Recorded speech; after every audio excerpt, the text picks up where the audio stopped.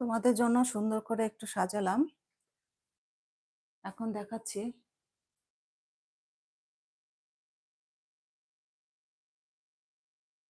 যেহেতু বানানো শেষ, এই যে দেখতে পাচ্ছ পরোটা, এটা হচ্ছে আফগান বুলানি। এটা 3 কোনা শেপের করেছিলাম। এই যে আমি একটি কেটে দেখাচ্ছি তোমাদের ভিতরটা কেমন হয়েছে। দাঁড়াও।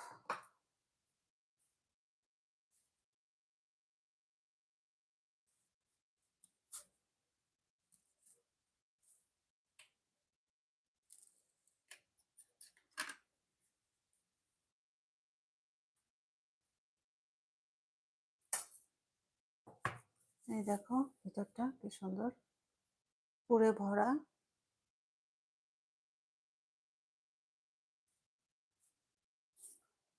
তোমরা এই আফগানি বোলানি শুধুও খেতে পারো, অথবা চাটনি বা সস বা মাংস, যেভাবে ইচ্ছা খেতে পারো, আর এমনিতেও খেতে পারো।